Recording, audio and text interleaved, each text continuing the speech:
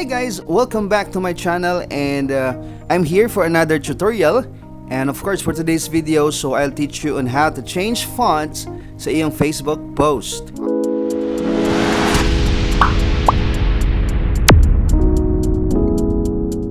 Okay, so ito na po guys. As you can see sa thumbnail, okay?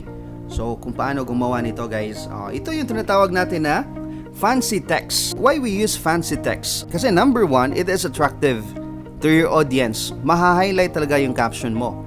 Tapos number two, para maiba naman, magiging creative or artistic ang look or dating ng iyong caption. Especially pag may product ka na pinopromote online, tapos fancy text ang gagamitin mo para sa name ng iyong product, o diba? So maha-highlight talaga. Siyempre, ang i-recommend ko po sa inyo guys na fancy text generator is siyempre yung ginagamit ko na personally. Nagamit ko na personally guys. And for this tutorial, I will introduce to you 𝗙𝗪𝗡𝗃. Okay, so 𝗙𝗪𝗃 na website. So bakit 𝗙𝗪𝗃 yung ginagamit ko? Kasi ang 𝗙𝗪𝗃, no need na ako mag-install ng app, no, para gamitin ito. I-search ko lang sa Google. So yun, so ito na po guys. So now, punta na tayo sa Google Chrome.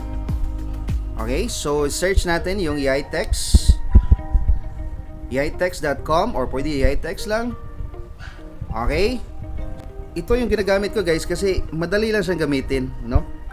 Madali lang siyang gamitin. So for example, yung kanina, yung pinakita ko sa inyo guys.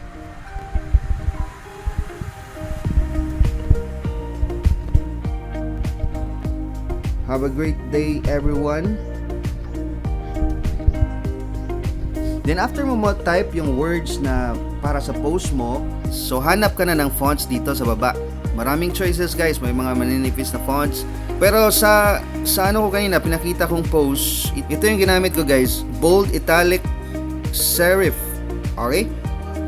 So para makopy mo to, para makopy mo tong ganitong style of font, i-click mo lang yung copy. Okay, di ba? Madali lang. Copy. Okay, so post ka na guys. Ano mo lang dito, paste. Okay, so dito na. Have a great day everyone. Okay, so let's try another font. Okay, let's try another font para sulit yung tutorial guys. Okay, kung gusto mo mga ganito, yung mga bold script. Okay, mga ganitong style. Okay, so again, copy lang, no? Copy lang and then paste dito. Okay, so ganitong lalabas. Okay, so let's try another one. Kung gusto mo ganito, black bubble text. Okay, again, copy. And then paste. Tapos na. Ang dali lang guys. So na-post na guys. Thanks for watching. That's all for today's tutorial. Kung may natutunan kayo, please like this video and share, no, para may matulungan tayong iba.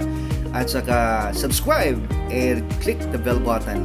Okay, so huwag kalimutan yan para ma-update ka kagad pag may ganito tayong video about Facebook or Canva at iba pa. Paano yan? Thanks for your time and have a great day everyone.